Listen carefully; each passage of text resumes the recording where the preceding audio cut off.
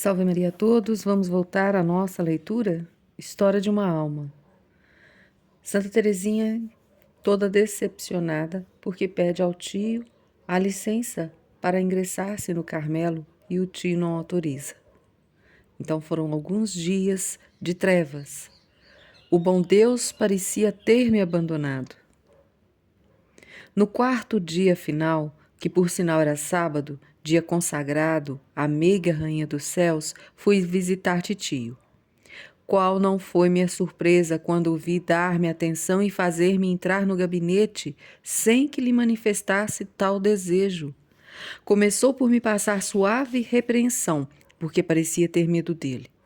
E disse-me depois que não era preciso pedir milagre e que tinha unicamente rezado ao bom Deus que lhe desse um simples toque de coração. E fora atendido. Ah! Eu é que não tive tentação de implorar milagre, porque para mim o milagre estava concedido. Meu tio já não era o mesmo. Sem fazer nenhuma alusão à prudência humana, disse-me que eu era uma florzinha que o bom Deus queria colher e que a isso já não faria oposição.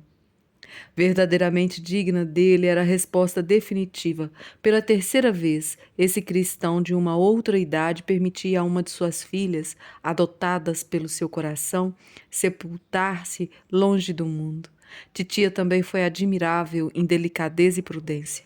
Não me ocorre que na minha aprovação me tivesse dito alguma palavra capaz de agravá-la. Percebia que tinha grande compaixão da sua pobre Teresinha. Por isso, quando alcancei o consentimento do meu titio, ela me deu o seu, mas não sem me demonstrar de mil modos que minha partida a deixaria pesarosa. Pena é que nossos queridos familiares mal podiam ainda imaginar que teriam mais duas vezes que repetir o mesmo sacrifício. Mas quando o bom Deus estendia a mão, sempre para pedir, não a apresentava vazia. Dela puderam seus mais queridos amigos colher abundantemente a força e a coragem que lhes eram tão necessárias.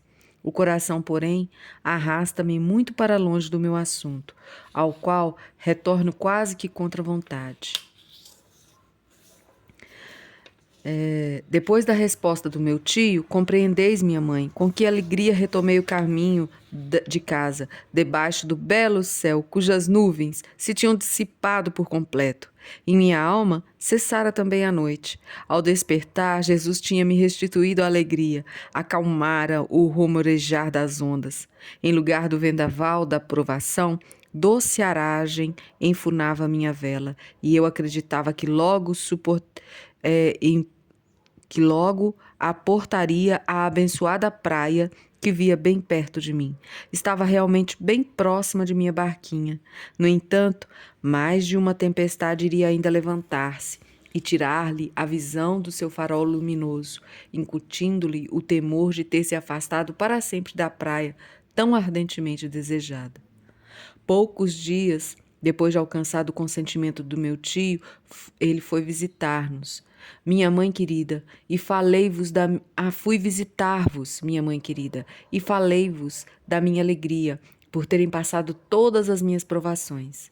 Mas qual não foi a surpresa e inquietação de espírito minha quando vi vossa declaração de que o Senhor Superior não consentiria em minha entrada antes da idade de 21 anos.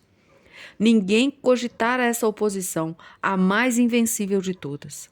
Ainda assim, sem perder a coragem, fui pessoalmente com papai Selim na casa do nosso padre, com o sentido de tentar comovê-lo, fazendo-lhe ver que eu tinha, sim, vocação para o Carmelo.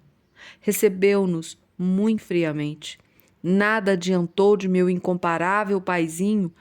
meu incomparável paizinho juntasse suas instâncias às minhas.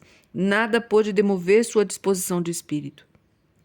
Disse-me que não havia perigo na demora, que podia em casa levar uma vida de carmelita, e nem tudo estaria perdido, ainda que me não castigasse com disciplinas, etc, etc. Acabou, afinal, acrescentando que não era senão delegado do senhor bispo, e que se o mesmo quisesse permitir-me a entrada para o Carmelo, nada mais teria que objetar.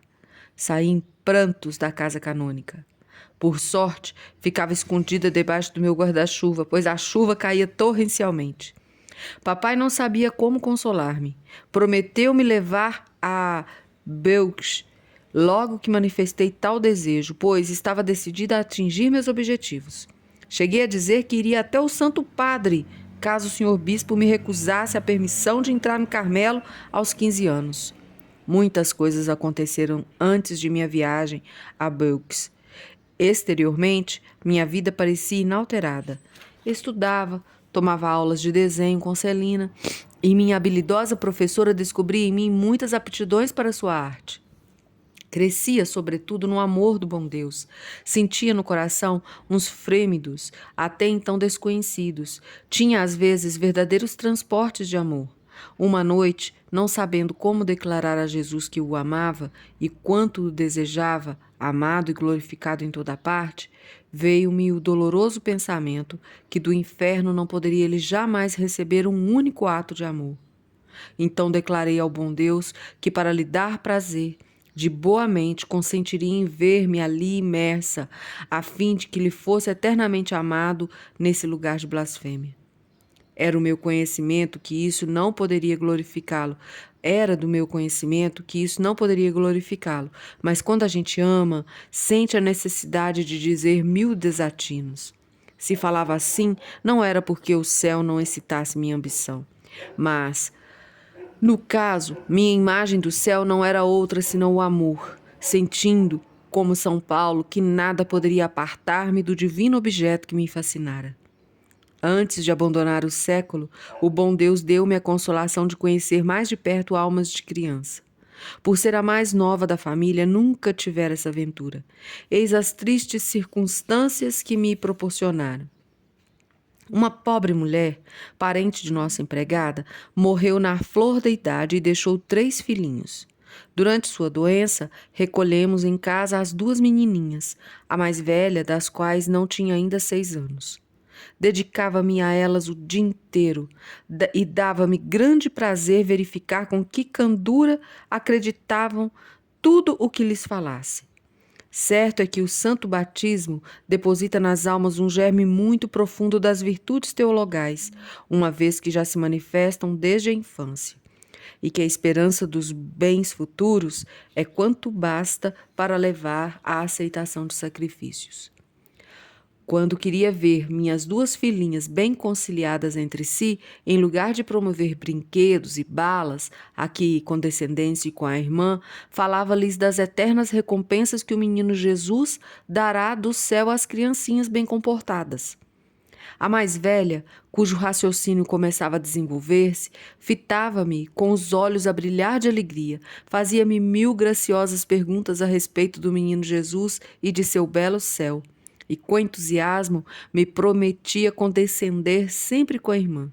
Afirmava que nunca na vida esqueceria o que lhe tinha dito, a grande senhorita, pois era assim que me chamava. Considerando de perto tais almas inocentes, compreendi qual seria a desgraça de não as formar devidamente desde o despertar da razão, enquanto ainda se assemelham à cera mole, na qual é possível moldar o selo tanto da virtude como da maldade.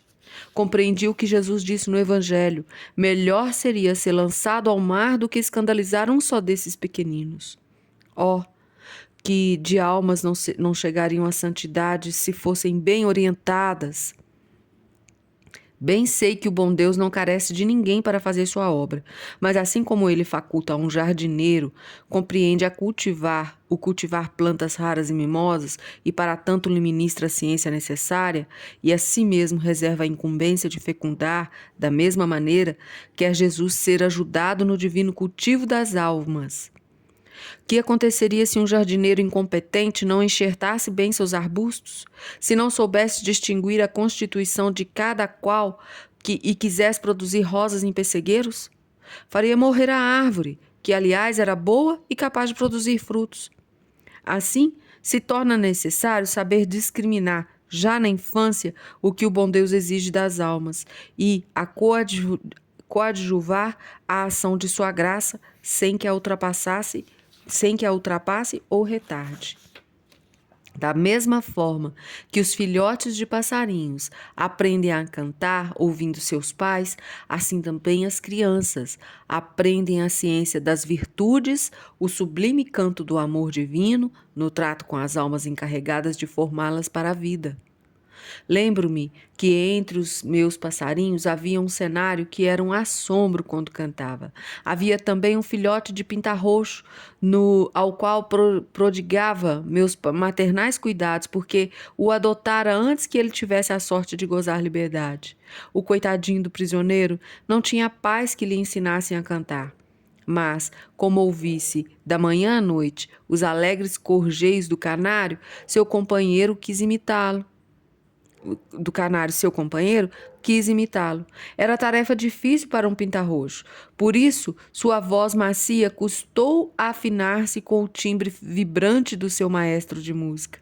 Era um encanto apreciar os esforços do coitadinho. Foram, porém, coroados de bom êxito, pois que seu canto, embora se conservasse muito mais grave, era absolutamente idêntico ao do canário. Ó, minha querida mãe, foste vós que me ensinaste a cantar. Era a vossa voz que me encantava desde a infância, e agora tenho a consolação de ouvir dizer que vos sou semelhante. Bem sei quanto ainda estou longe disso, mas espero que, apesar da minha fraqueza, repita eternamente o mesmo canto que o vosso.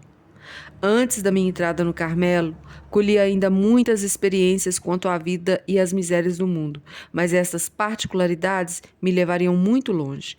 Retornarei à narrativa de minha vocação. E vamos deixar essa parte para a próxima leitura. A todos os senhores, Santa Semana, Salve Maria.